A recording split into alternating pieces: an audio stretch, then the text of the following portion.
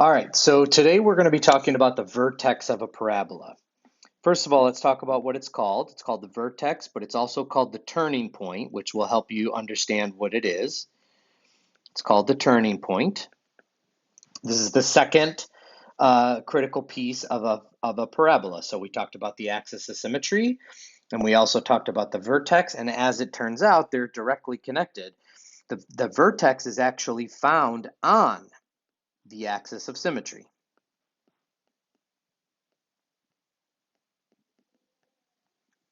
So let's take a look here. So here we have a parabola. Here's the axis of symmetry, which we learned last time.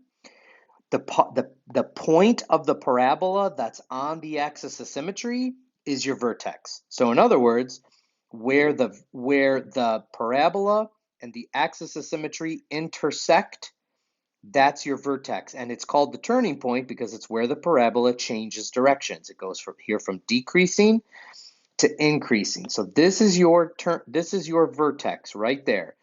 It is a point, so it needs to be given as coordinates. So in this case, it's 1, -2.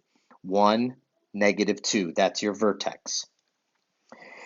In the last lesson, we talked about when you're looking at a table, we want to find sort of that mirror image with our y values. And then we talked about how the middle of it was pretty important. This is how we found our axis of symmetry. Well, if you just add on the y value, here's your axis of symmetry, x equals -1, and then if you put this together as a point, that's your vertex. So your vertex here is going to be -1, -7. So that's how you find the vertex from a picture and from a table. But we also need to find it algebraically. And I'm actually going to give you two methods of doing that. The first method is called the axis of symmetry method.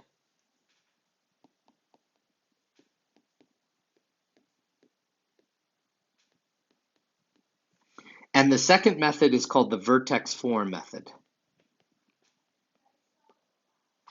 Okay, so let's start with the axis of symmetry method. Here are our steps. Step number 1, find the axis of symmetry.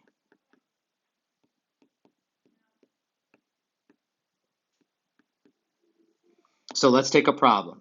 Here's a problem. Y equals, we'll use the same one that we finished with yesterday. So that's x squared plus 6x. I don't remember what the last part was. We'll call it -3. Okay, so recall from yesterday, we can find the axis of symmetry by doing x equals -b over 2a. In this case, our a term is 1 and our b term is 6. So then we're going to plug in. That's going to be negative. Our b term is 6. Our a term is 1. So our axis of symmetry is -6 divided by 2, which is -3. So there's our axis of symmetry. Step 2, plug in for x. Okay, so now what we're going to do is we're going to take our axis of symmetry and we're going to plug it in everywhere where we see an x in our original equation. This is how we find the output. So our input is going to be -3. We're looking for the output, which is going to be y. Okay, so here we go. Y equals -3 squared plus 6 times -3 minus 3. So I took my axis of symmetry and I plugged it in for x. Now I just need to simplify this. Y equals, I can go to my calculator and I can type this in. I've got this plus 6 times -3 minus 3. That gives me -12. So my y value is -12. So what that tells me is, for this function, when my input is -3, my output is -12, and that's my vertex. So we want to state as coordinates because we always state our vertex as coordinates. So my vertex is x value, y value. There it is.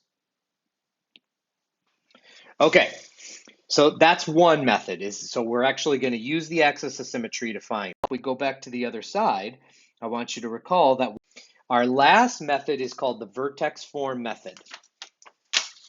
So step number one. Okay, so we're going to move the C term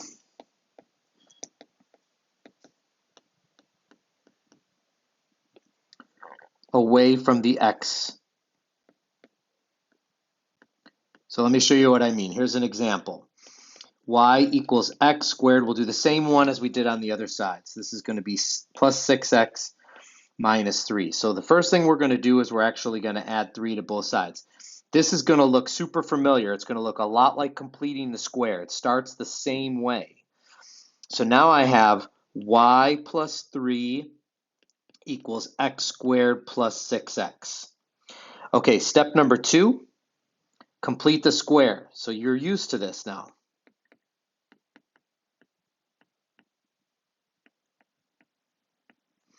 Okay, so in this case, my b term is 6. I have to divide that by 2 and square it. Okay, so we're used to that. So 6 divided by 2 is 3. 3 squared is 9. So I need to add 9 to both sides of this.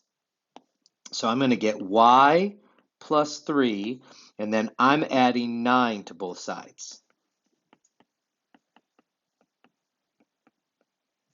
And let's go ahead and well, let's call this step number 3 is going to be to factor.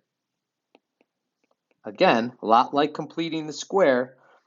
So now 3 plus 9 is 12. And then over here, I'm going to have x plus 3 squared. Now, if you're confused where that came from, remember that this becomes x plus 3 times x plus 3. Okay, so I kind of skipped a step there, and I went to x plus 3 squared. And then your last step is going to be isolate y. Let's go with blue.